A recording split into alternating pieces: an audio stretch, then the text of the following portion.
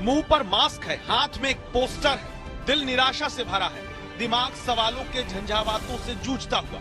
ये हमारे देश के वो बेटे बेटियां हैं जिन्होंने IIT NIT से पढ़ाई की और फिर देश के टेक्निकल कॉलेजेस में शिक्षा की गुणवत्ता संभालने का जिम्मा अपने कंधे पर उठाया। मंगलवार तक जो पिछले 8 दिन से जंतर मंतर पर धरना देकर बेरोजगारी के डर में जी रहे थे, उन्हें बुधवार को भी रोजगार के नाम पर 6 महीने की कृपा वाला कॉन्ट्रैक्ट बढ़ाकर टरका दिया गया। देश के श्रम मंत्री ने खुद ही कहा था कि युवा और नौजवानों को नौकरियां इसलिए नहीं मिल रही हैं क्योंकि डिग्री तो होती है उनके पास, लेकिन योग्यता नहीं होती है।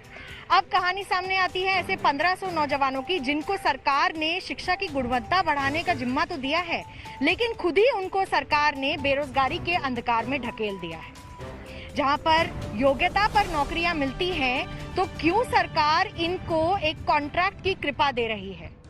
देश में हमने पहले आपको कई बार दिखाया कि इंजीनियरिंग की डिग्री हासिल करने वाले भी चपरासी से लेकर योग्यता से कहीं कम की नौकरी करने को मजबूर होते दिखते हैं। इसकी 2 वजह होती हैं। पहली, नौकरी न मिलना और दूसरी, डिग्री के मुताबिक योग्य न बन पाना।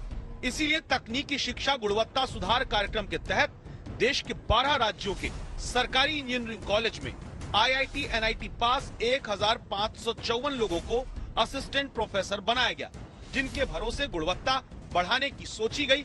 उनसे वादा क्या किया गया था, ये सुनिए पहले। PIP उसमें ये बात लिखी गई थी कि शुरुआत के 3 वर्ष इस कार्यक्रम में जो भी एक्सपेंडिचर्स होंगे वो केंद्र सरकार वर्ल्ड बैंक के फंड की हेल्प से उसको इनकर करेगी, उसको सपोर्ट करेगी और उसके बाद एक ऐसी व्यवस्था डेवलप की जाएगी, रेगुलर इंटरवल पे इन फैकल्टीज का अप्रेजल किया जाएगा और जो इसमें वेल परफॉर्मिंग फैकल्टीज हैं उसकी मैं लाइन एकदम पढ़ देता हूं आपके लिए। Well performing faculties will be retained post project from exclusively paying them from state funds. 31 मार्च को इन सब का कार्यकाल खत्म हो रहा था। बेरोजगार होने के डर से जंतर मंतर पर धरना देते इन इंजीनियरिंग डिग्रीधारी नौजवानों की समस्या आज तक ने उठाई, तो इन सहायक प्रोफेसरों का काम 6 महीने के लिए और सरकार की तरफ से बढ़ा दिया गया। लेकिन सवाल सीधा सा ये कि जिन्हें योग्यता के आधार पर पक्की नौकरी देश हित में मिलनी चाहिए, उनसे लटका लटका कर क्यों काम कराया जा रहा है? अभी हम 6 महीने के लिए जा रहे हैं, आप बताइए हमारे दिमाग में क्या रहेगा कि 6 महीने बाद हमारी फिर से स्थिति होने वाली है। जिस व्यक्ति को, और एक लाइटर नोट पे मैं बोलना चाहता हूँ, जिस व्यक्ति को ये पता हो कि वो 3 दिन बाद खत्म होने वाला है, आज हम उससे बोले एंजॉय करो, वो कैसे कर पाएगा? ये लॉन्ग टर्म सरकार को सोचना चाहिए अगर क्वालिटी करनी है, क्योंकि अभी भी हम जा रहे हैं।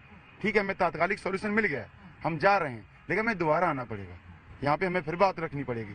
तो कृपया करके हमारा हाथ जोड़ के निवेदन है सरकार से कि एक लॉन्ग टर्म प्लान बनाइए हम लोगों के लिए। आप खुद एक बार सोचिए, जिन कॉलेज में दाखिले के लिए देश में लाखों छात्र हर साल किस्मत घिसते हैं, उन्हीं IIT NIT से पास होने के बाद भी क्या पक्की नौकरी की गारंटी सरकारें नहीं दे सकती हैं? 6 महीने के लिए हम लोग जाएंगे, हमारे अंदर एक इनसिक्योरिटी रहेगी कि 6 महीने बाद क्या होगा।